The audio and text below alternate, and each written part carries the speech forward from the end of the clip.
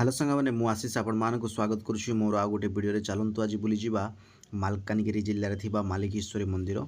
आउ ये हूँ मालकानगिरी बस स्टाण्ड रु मात्र 4 किलोमीटर दूर अवस्थित ये मालिकेश्वरी मंदिर चलतु जावा ये आपको देखा जो रास्ताटी हूँ ये हूँ मालकानगिरी रास्ता आमे जेहेतु कि बस स्टाण्ड बाहर थिलु आपण मानक देखा जो बस स्टाण्ड रु बाहरिला परे आपण मानक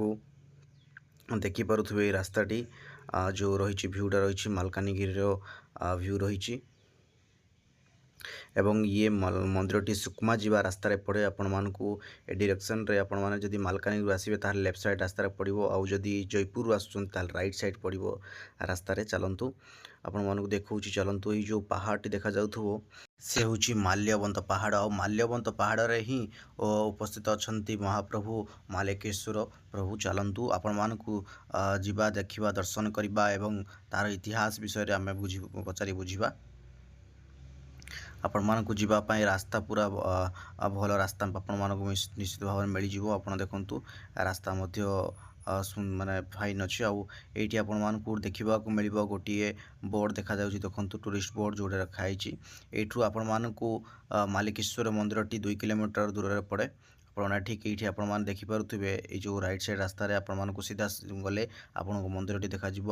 आपण मानकू देखौची ये देखंतु कैमरा रे मु जूम करी आपण मानकू देखेबी जे देखंतु जो लिखाई मालिकेश्वर बोली लिखाई सेठी को आमे जिबा से पाखरे जाई आपण माने दर्शन करि पारिबे मालिकेश्वर प्रभु को भोलानाथ शंकर को चलंतु जिबा देखेबा आपण मानकू एई पाखापाखि आमे पहुँची सारलुनी मालिकेश्वरी मंदिर चलंतु एवं ये गोटे आपण मैंने देखिपे दुकान मध्य अच्छी जोटि कि आपण भगवान पाखे भोग लगाया नड़िया पूजा सामग्री मिल जाव आपण मानकू देखिपे जो बोर्ड एंट्रेंस बोर्ड रही बहुत सुंदर भाव में एवं एठारे आमे पूजा सामग्री किणी सारापर आम सीधा सड़क चलू ठाकुर को दर्शन करने आउ ये आपण मैंने देखिपे एंट्री गेट्रे सुंदर भाव में गोटे ठाकुर तैयारी सुंदर भाव में आउ ये आम देखी सारापर आप देखते आम पूजा अर्चना कर सारू और सीढ़ी चढ़ा आरंभ कलु आमको प्रथम लगी जे बहुत पाखे अच्छी जेहेतु कि आमको आवाज़ मंदिर जो जो गीतटे बाजुला भजनटे बाजुला आमको लगुला जमी बहुत पाखे अच्छी आपको गला बेले देखिपे विभिन्न जगार ठाकुर प्रभु ठाकुर मानकर विभिन्न प्रकार चित्र अंक जाइए जेहेतु कि सीढ़ी देखो आप देखिपे बहुत सारा सीढ़ी आपन को चढ़ा पड़ो तो आप चढ़ी सारापर आपने गोटे गोटे जगार देखिपारे जे एठारे रेस्ट करने व्यवस्था अच्छी तो आम सीधा सड़क ऊपर को चढ़िलु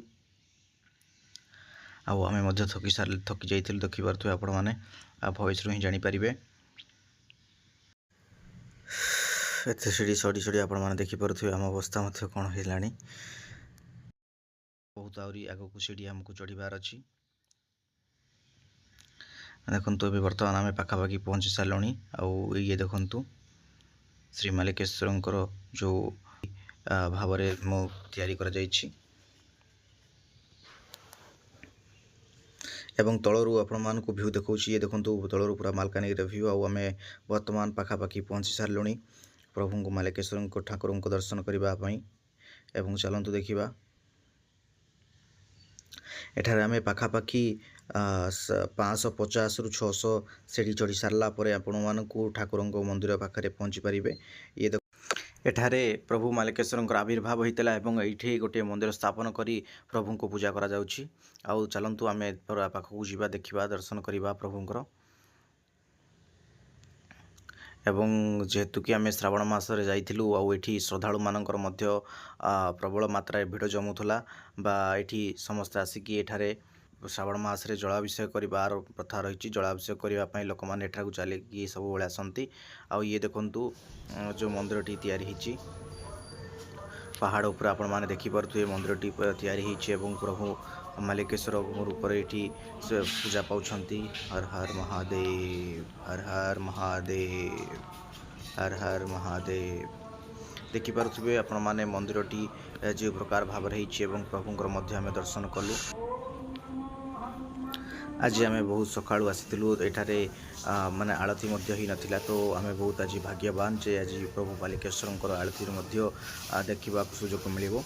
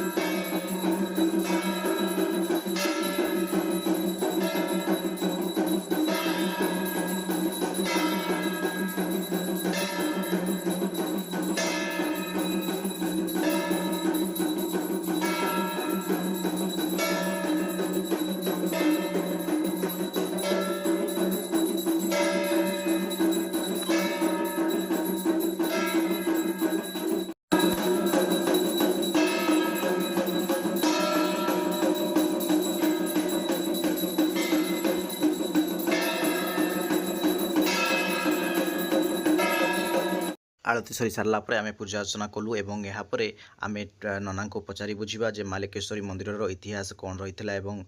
कौ प्रकार भाव एठारे ठाकुर पूजा पाती। चलतु आम नना को पचारि बुझा जे यार इतिहास कौन थी।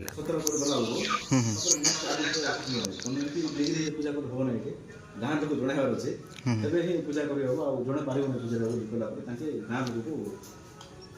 ये गाँ लोक समस्त आसते समस्त आस देखिक देखिक गलापर समस्त आसले जे पा किए क्षीर किए दही किए मह एम प्रकार जिन आने महाप्रभु चढ़े सब किसी डेभलपमेंट ना पूरा जंगल हो चारिगान चारिगानी माळसी फूलर माଳ पूरा भर्ती महाप्रभु टे सफा कर समस्त भक्त आसिक पूजा पाठ करके पहला पूरा अंधविश्वास लोग मिसते ठाकुर नहांती से टाइम भी बाबा दर्शन देते प्रकृत भगवान ठाकुर अच्छा सब जोरसोर शिवरात्रि महाशिवरात्रि कार्तिक मास एकादशी संक्रांति अमावास्या पूजा कंटिन्यू करते बड़ापा देहांत होगा गोटे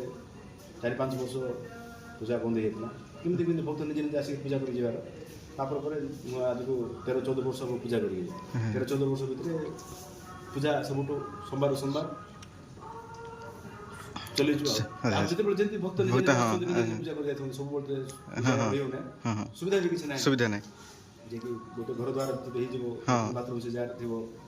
पानी सुविधा जब होगा सब दिन बोले जगह छाड़ी जावा इच्छा लगे जगह तो सर्व एमती सुजोग आम मिलू ना भगवान को सेवा करा कौ जन्म कि काम करते भगवान को आमको सेवा करा मिलूँ केते वर्ष हम यहाँ ये करके हम 38 वर्ष पाखापाखि हम पूजा आरंभ हो कि लोक को सामना तार आगे तो रामचंद्र जो 14 वर्ष वनवास जो करते रामचंद्र ए जगह गोटे दिन आसिक पूजा कर राति बिताई जोटा कि मालपर्वत कहते माड़ी जाइए बहुत इतिहास अच्छे ये पहाड़ विषय जंगल विषय सब तो कहना